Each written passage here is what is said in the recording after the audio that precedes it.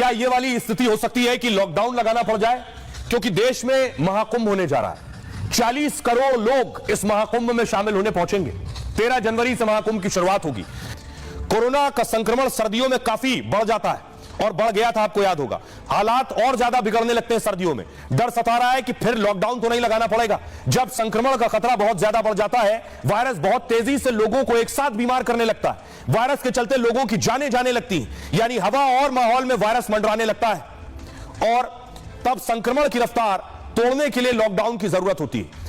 Medical expert मानते हैं कि अभी ऐसे हालात नहीं है देश में, यानी फिलहाल देश में लॉकडाउन लगने की संभावना नहीं है। लेकिन डॉक्टर सर्दियों में ज्यादा सावधानी की सलाह दे रहे हैं। ठंड में सर्दी और जुकाम के मामले वैसे ज्यादा होते हैं। धूप कम होने से मौसम में नमी होती है, संक्रमण का खतरा बना रहता है। कोहरे और प्रदूषण के चलते सांस संबंधी बीमारी बढ़ जाती है। ऐसे में एचएमपी वायरस और तेजी से फैल सकता है। चीन में बुजुर्गों में एचएमपी जानलेवा साबित होता है। यानी लॉकडाउन भले न लगे, नए वायरस को हल्के में बिल्कुल न लें।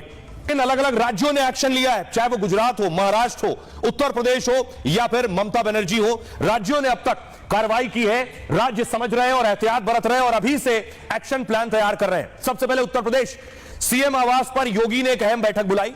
एचएमपी वायरस को लेकर अधिकारियों को निर्देश दिए योगी ने। जांच, दवा और इलाज के पूरे इंतजाम करने को कहा गया है।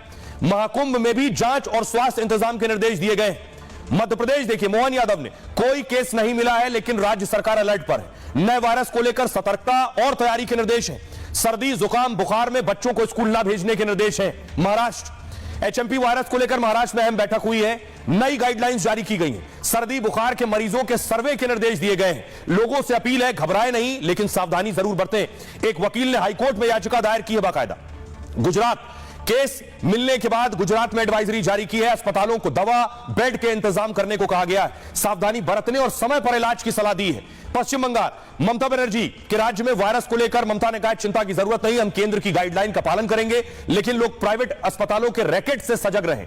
हल्का बुखार होने पर डरने की जरूरत नहीं है और डराने वालों से सावधान रहें। कर्नाटक, दक्षिण से पहली बार कोरोना की एंट्री हुई थी, इसलिए नए वायरस को लेकर कर्नाटक में सजगता बरती जा रही है। टेस्ट और इलाज बढ़ाने के निर्देश कर्नाटक में दिए गए। सीएम खुद मामले पर नजर रखे हुए हैं।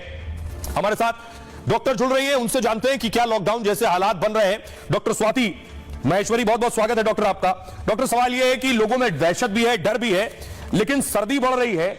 ऐसा माना जाता है सर्दी में वायरस और तेजी से बढ़ता है और ज्यादा तबाही लाता है। क्या एचएमपी वायरस भी सर्दी में तेजी से पैर पसार सकता है?